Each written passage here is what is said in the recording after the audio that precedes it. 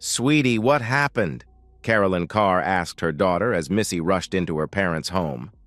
She embraced her sobbing daughter, patting her on the back with one hand and stroking her head with the other. "Ben's gone," Missy wailed. "He had these sent to me at my job." She cried as she pushed back from her mother before thrusting the envelope into her father's hands. Frank Carr took the envelope as his wife wrapped their daughter into her arms and hugged her to her breast. "Where's Benjamin? Does Ben still have him?" Frank asked his daughter. In her state, Missy didn't need to be driving around with her son in the car. "Yes," Missy gasped between her sobs and tears. Ben had dropped Kevin, his and Missy's youngest son, off with Frank and Carolyn earlier in the day and asked his in-laws if they could watch Kevin since he had some errands to run with Benjamin. Barely 2 hours later, Missy had called her parents in near hysterics after being served divorce papers at work. She had driven to her parents' house despite their pleas to let them pick her up. Frank sat on the love seat as his wife and daughter collapsed into each other's arms on the sofa.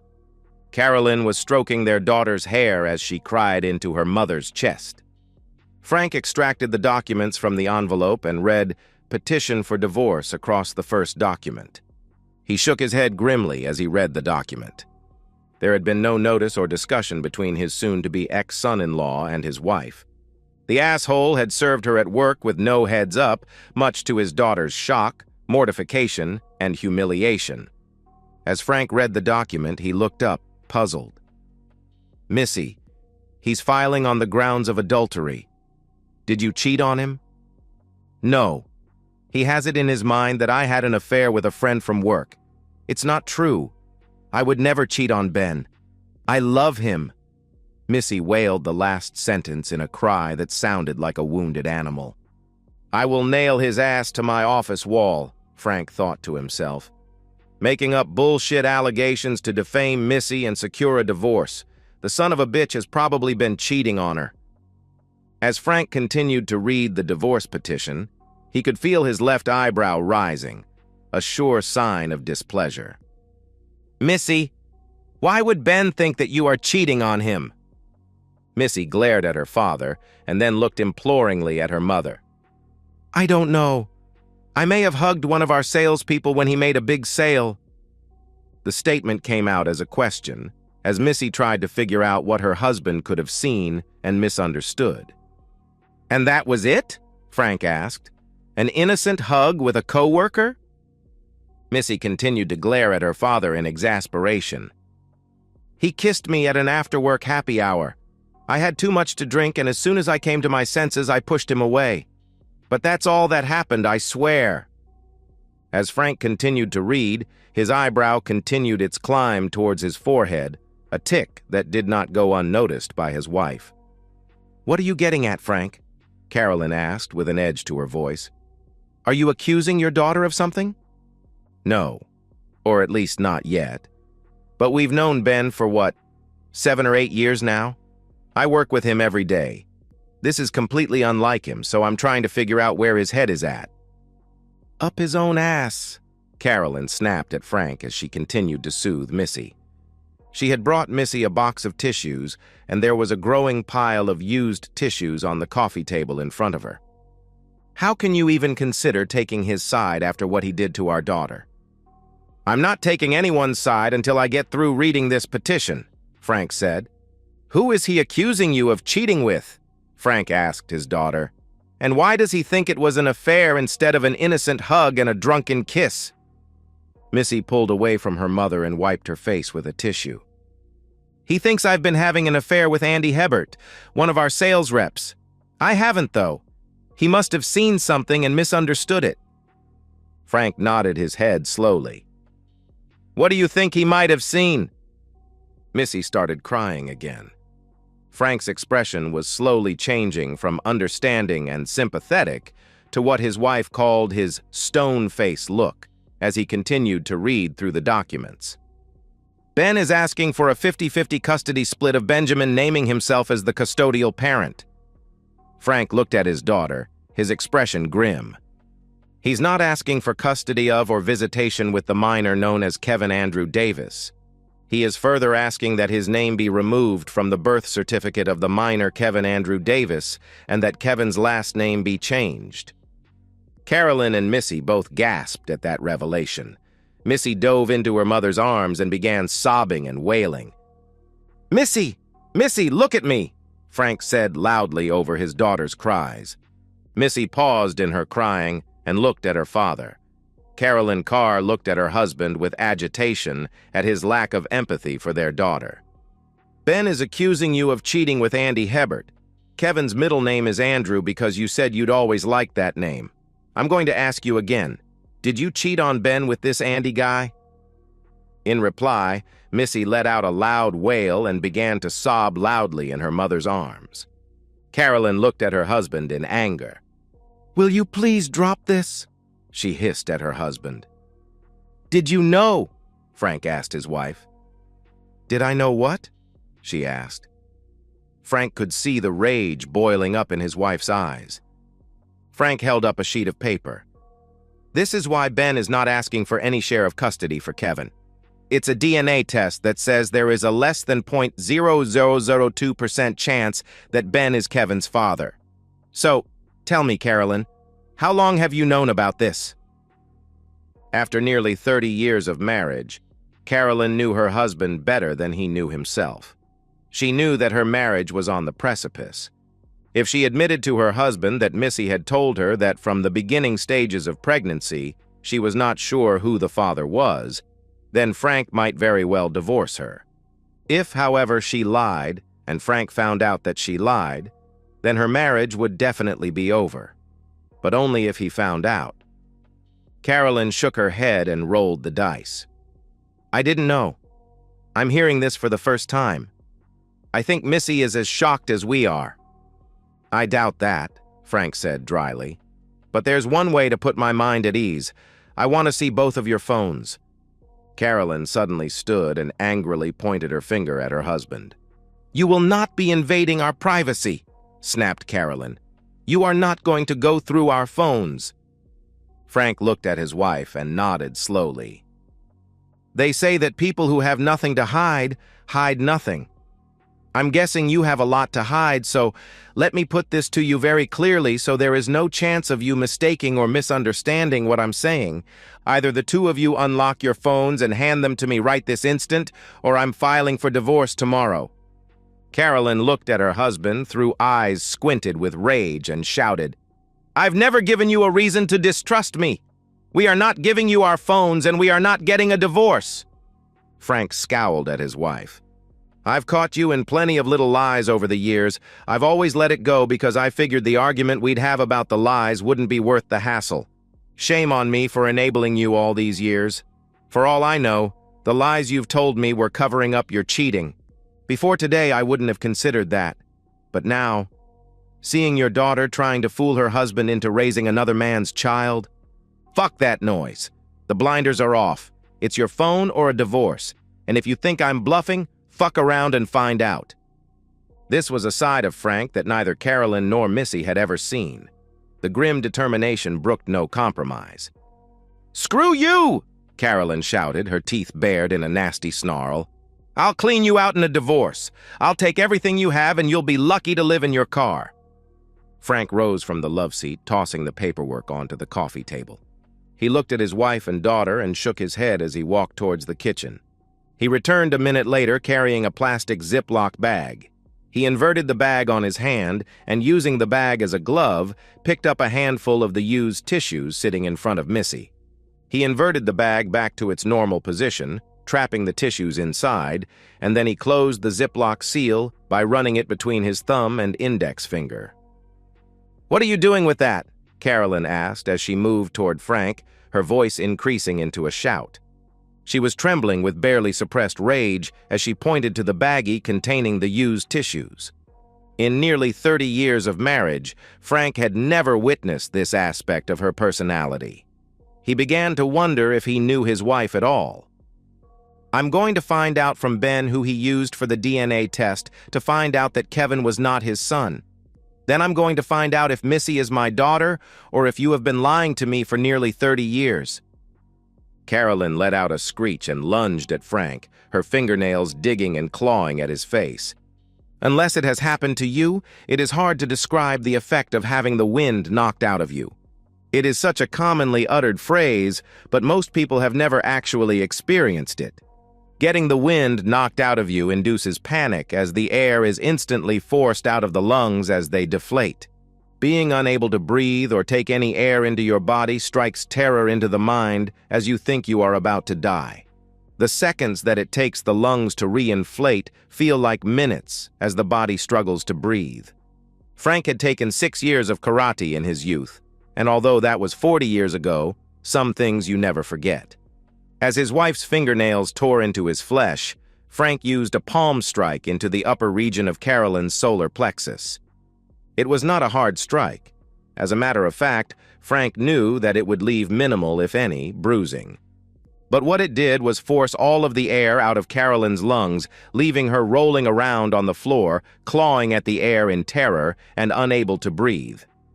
This caused Carolyn to panic, which in turn caused Missy to panic as her mother clutched her throat and tried to breathe. As his wife rolled around on the floor, Frank strode quickly to the back of the house where his home office was located. He knew that within a minute or so, Carolyn would be back to breathing normally, and he wanted to be out of the house as soon as possible. Frank grabbed in MacBook Air and his iPad, and he quickly logged into their Wi-Fi router and changed the password to the router. Carolyn could still use her phone to access the internet, but she got frustrated doing anything but scrolling Facebook or Reddit on her phone. Any sort of banking or credit card activity she would want to do from the Windows desktop in her shed. Frank quickly threw a couple of changes of clothes into his backpack and left his house, walking past his wife, who was sitting up taking in deep, gasping lungfuls of air, and said farewell to 30 years of a mostly happy marriage. Frank drove quickly away until he reached the nearest McDonald's, where he used their Wi-Fi system to log into Safari. Frank logged into American Express, paid off, and closed their joint Amex Gold card. Frank then logged into Chase and paid off and closed out their joint Chase credit card before logging into Chase Bill Pay and issuing a check to himself, care of the landscape company he owned, for half the remaining balance in their joint account. Frank's landscapers took care of his yard, and he paid his company a nominal fee to maintain legitimacy, so he had long ago set up his company as a payee. "Frank," Adam Davis said, his flat tone devoid of inflection. "Hi, Adam," Frank said to his daughter's soon-to-be ex-father-in-law. "It's a hell of a situation, isn't it?" "Doesn't get much worse," Adam said, opening the door for Frank. "Let's go to the patio and watch the golfers. Bourbon?" The Davis house was on a cul-de-sac that backed up to the country club golf course, of which both families were members. Adam's wife had won the club's women's championship for the last 4 years, a fact of which Adam was extraordinarily proud. After settling on the Davis patio with bourbon in hand, Frank started the conversation. "How is Ben doing?" Adam cocked his head at Frank as if asking, "Seriously?" "I know. Stupid question. What he's going through is just about the worst thing a man can go through. I would say except for losing a child, but that's exactly what he's going through, isn't it? He's losing his youngest child, and you're losing your youngest grandchild." "How could Missy do this to him? What happened to that girl?" Frank sighed and shook his head. "She was always spoiled, and instead of putting my foot down, I just turned a blind eye toward it. I guess that makes this my fault as much as anyone's." Adam shrugged his shoulders. "Maybe, but probably not. She's a grown woman fully capable of making her own decisions and taking responsibility for her actions." Frank nodded his head in agreement before taking a sip of bourbon. "Where's Ben hiding out? I'm guessing he has Benjamin with him?" "They're at the lake house. He doesn't want to see or talk to Missy, and 4 years old is too young to see his mom having a meltdown. It's good Kevin is not even a year old yet. He won't remember Ben. Can't say the same thing about Ben, though. He was so happy to have 2 little boys." Frank shook his head sadly with tears in his eyes. "I don't blame him. I don't much want to see her either. Or her mother. Turns out, My sweet, loving wife has known all along that there was a chance Ben wasn't the boy's father and didn't say a goddamn thing to me about it. Now I'm suspicious that I'm not Missy's father, and I've left Carolyn." "Sweet Jesus," Adam said, exhaling slowly. "Just as I was thinking this couldn't get any more fucked up, you said, 'Hold my beer.'" Frank lifted his drink to Adam in silent acknowledgement. Adam said, "As pissed off as I am, you should see Babe. She scares the shit out of me." Babe Davis was Adam's wife of 32 years. A rancher's daughter and a gifted athlete all through high school and college. She had been named after world-famous athlete and Port Arthur, Texas native, Babe Didrikson Zacharias. Like that Babe Davis had excelled in tennis and golf throughout high school and college. Babe had even spent a year playing against pros as an amateur in LPGA tournaments before becoming pregnant with Ben. "If it wasn't for Missy being Benjamin's mother, I seriously think she would shoot Missy dead. I've never seen her so angry," Adam continued. Frank shook his head. "Keep her reined in. I don't want her getting in trouble because of those two sluts. It's bad enough I'm probably going to jail." "You? Jail? What the hell, Frank? Does it have anything to do with those Band-Aids on your face?" Frank had stopped at a CVS to pick up Neosporin and bandages for his face before arriving at Adam and Babe's house. Frank nodded his head as he related to Adam the story of grabbing Missy's used tissues for DNA testing and Carolyn's subsequent attack on him before he punched her in the stomach. "Jesus fucking Christ, Frank!" Adam looked at Frank with respect. "Ordinarily, I wouldn't go along with hitting a woman, but damn. If there was ever anyone that deserved a good ass kicking, she did. But I know those two are going to come up with a different story, so I figure I'll be arrested soon. That's what I wanted to talk to you about. Can you reach out to Ben and let him know he'll need to manage by himself for a while?" His son-in-law not only worked for Frank's landscaping company, but had bought into the business and now owned a quarter of it. "For sure. He's got a burner phone, and I'll make sure it's okay to give you the number." Their conversation was interrupted as Adam's wife, Babe, walked through the kitchen and entered the den. She looked coldly at Frank, and without taking her eyes off the visitor, asked her husband, "What's he doing here? And why were the police pulling up just as I pulled into the driveway?" "Relax, hun. Frank's on Ben's side in all this. Turns out Carolyn knew all about Missy's affair and that Kevin might not be Ben's child. Frank's left his home." Whatever Adam was going to say next was interrupted by the ringing of the front doorbell. Babe answered the door to the police, and at their question, turned to Frank, who nodded his head. "I figured this was going to happen," he said as he walked to the door to greet the officers, who promptly had him turn around and submit to being handcuffed. The officers sat Frank down and asked him for his version of events. When he described Carolyn's attack on him and his defensive actions, showing them the scratches on his face, the officers were sympathetic, but unmoved. "If you had called us right then and there, she would probably be the one being arrested instead of you." "I'll have Ben get your attorney on it," Adam said. Bab hugged Frank as the police escorted him out of their house. 6 months later, and the shitstorm had mostly died down. Missy fought Ben on the divorce, first demanding counseling and then, when that was denied, making the terms so onerous that Ben would have to relent and reconcile. DNA testing revealed that Missy was Frank's daughter, a result of which his feelings were decidedly mixed. He would always love Missy because she was his daughter, however, he had no respect for her. They had very little contact with each other, and Frank did not anticipate that changing anytime soon. She had refused him any contact with his grandson, Kevin. Based upon Frank's booking photograph, which clearly showed nail marks and scratches on his face, Frank was found not guilty of the Class C misdemeanor assault upon his wife. Frank divorced Carolyn. He did not trust her, nor did he respect her. She, too, had fought the divorce, and her attorneys threw up roadblock after roadblock and would have continued to do so if Carolyn and Missy had not been mugged in the parking lot of a nightclub they had visited together.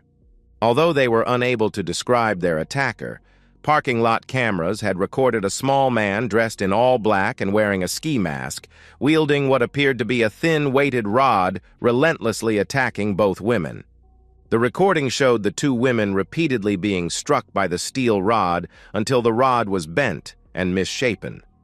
From their hospital beds, the pair maintained that they had no idea who had attacked them and that the only person with a motive was Missy's husband, who was trying to divorce her. But given his height of 6'3", Ben Davis was immediately ruled out as a suspect. Although there was an open investigation into the assault, there were no leads and no suspects. The two women, although severely injured with several broken bones and missing teeth, were not permanently injured. Carolyn and Missy stopped going out to nightclubs and, with their paranoia about further attacks increasing, spent most of their time in their house sniping at each other. They allowed their divorces to proceed unimpeded. The custody of Benjamin was decided at 50-50, with Ben being the custodial parent. Neither Ben nor Missy was awarded child support or spousal maintenance. Ben's name was removed from Kevin's birth certificate, and a court-ordered DNA test revealed that Andrew Hebert was Kevin's natural father. Andy was ordered to pay child support to Missy. Andy's wife filed for divorce on the grounds of adultery, and Andy was required to pay both child support for the 3 children he had with his wife, plus court-ordered spousal support for her, since, at Andy's insistence, his wife had been a stay-at-home mom since the birth of their first child. This effectively left Andy in a state of penury from which he was unlikely to ever recover. With the support and love of his parents, Ben was able to weather the shitstorm that his adulterous wife had caused to blow his way. He continued to work for Frank and continued to buy into the landscape business. His son Benjamin was healthy and happy except for the times he had to stay with his mother at Carolyn's house. Those visits saddened him because his mother seemed to be either angry with his father or crying despondently over missing him. His grandmother seemed to be in a continual state of rage directed against his grandfather. The fact that Frank was a much sought-after date partner for the single women of their country club added fuel to the fire that raged within Carolyn. Adam and Babe continued to provide support for their son and grandson whenever needed.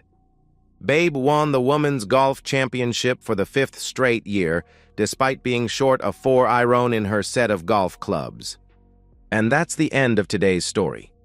If you enjoyed it, please give this video a thumbs up and drop a comment below.